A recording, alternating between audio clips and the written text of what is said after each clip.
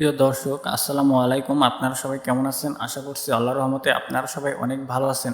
তো বন্ধুরা, আজকে আমি আপনাদের মাঝে যে ঔষধি গাছটির শিকড় নিয়ে হাজির হয়েছি, এই ঔষধি গাছটির শিকড় শনিবার অথবা মঙ্গলবার এই দুটি দিনের যে কোনো একটি দিন আপনারা কবিরাজি নিয়মে এই ঔষধি গাছটির শিকড় আপনারা তুলে যদি কোমরে ধারণ করতে পারেন, তাহলে আপনি আপনার স্ত্রীর কাছে একজন টাইগার পুরুষ, একজন বীর পুরুষ হতে পারবেন।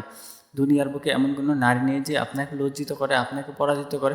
এই ঔষধি গাছটির শিকড় কোমরে ধারণ করলে এই ঔষধি গাছটি কিন্তু বহু পরীক্ষিত একটি ঔষধি গাছ। যদি কোনো রোগী বলতে পারেন যে এই গাছটি শিকড় কোমরে ধারণ করার পর কার্যকারিতা পায়নি, তাহলে আমরা আমাদের কবিরাজ চিকিৎসা ছেড়ে দেব। তো বন্ধুরা, এই ঔষধি গাছটি কিন্তু কম বেশি আপনারা সবাই চিনেন, কিন্তু এই ঔষধি গাছটির গুণাগুণ সম্পর্কে কিন্তু আপনারা অনেকেই জানেন না। এই ঔষধি গাছটির এতই গুণাগুণ, এতই কার্যকারিতা যে এই ঔষধি গাছটি শিকড় কোমরে ধারণ করলে আপনার স্ত্রী আপনার কাছে মাপ চাইতে বাধ্য হবে। তো বন্ধুরা, এই ঔষধি গাছটির সাথে আপনাদেরকে আমি পরিচয় করে দিচ্ছি। তার আগে আপনি যদি আমাদের এই চ্যানেলে নতুন দর্শক হয়ে থাকেন, তাহলে অবশ্যই আমাদের এই চ্যানেলটি সাবস্ক্রাইব করে রাখবেন এবং পাশে থাকা বেল আইকনটি অন করে দিবেন। তো বন্ধুরা, এই ঔষধি গাছটির নাম হচ্ছে বনতুলসী গাছ।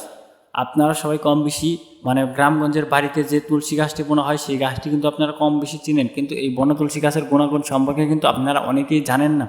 যে সমস্ত ভাইয়েরা যৌবনকালে অতিরিক্ত মাস্টারবেশন বা হস্তমৈথুন করতে করতে নিজেদের যৌবন শক্তি হারিয়ে ফেলেছেন, লিঙ্গ আর আগের মতো দাঁড়ায় না বা দাঁড়ালেও অল্প সময়ের মধ্যে নিতিয়ে পড়ে ধ্বজভঙ্গ হয়ে যায়, তাদের জন্যই আজকের এই ঔষধি গাছটি শিকড় কোমরে ধারণ করবেন শনিবার অথবা মঙ্গলবার, এই দুইটি দিনের যে কোনো একটি দিন একটি লাল সুতো দিয়ে তুলে আপনারা কোমরে ধারণ করে নেবেন। তো বন্ধুরা, অবশ্যই একটি কথা মনে রাখবেন, এই ঔষধি গাছটির শিকড় তোলার সময় আপনাকে যেন কেউ না দেখে। যদি কেউ দেখে ফেলে তাহলে কিন্তু আপনারা কার্যকারিতা নাও পেতে পারেন। এই ঔষধি গাছটির শিকড় আপনারা কীভাবে তুলবেন আপনাদেরকে আমি বিস্তারিত নিয়মটি বলে দিচ্ছি। তো বন্ধুরা, এই ঔষধি গাছটির শিকড় তোলার জন্য অবশ্যই একজন গুরুজি, একজন উস্তাদ বা একজন হাকিমের কাছ থেকে অনুমতি নিয়ে আপনারা এই ঔষধি গাছটির শিকড় তুলে তারপর কোমরে ধারণ করবেন। আপনাদের যদি কোনো গুরুজি, উস্তাদ বা হাকিম যদি না থাকে, তাহলে আপনারা কিন্তু আমাদের কাছ থেকে অনুমতি নিয়ে এই ঔষধি গাছটির শিকড় তুলে কোমরে ধারণ করতে পারবেন।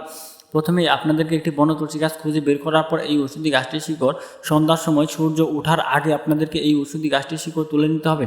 তো বন্ধুরা, অবশ্যই সন্ধ্যার সময় যদি আপনারা সূর্য যখন ডোবার সময় হয়, তো বন্ধুরা এরকম সময় কিন্তু আপনাদেরকে শিকড়টি তুলতে হবে। তো বন্ধুরা, অনেকেই বুঝতে পারেন না। তো বন্ধুরা, সন্ধ্যার সময় আপনারা শিকড়টি তুলে শিকড়টি আপনার একটি লাল সুতো দিয়ে আপনারা কোমরে বেঁধে নেবেন। তো বন্ধুরা, তারপর আপনি যখন আপনার স্ত্রীর সাথে সহবাস করতে যাবেন, দেখবেন যে আপনি আপনার স্ত্রীর সাথে 2 থেকে 3 ঘন্টার মতো সহবাস করতে পারবেন।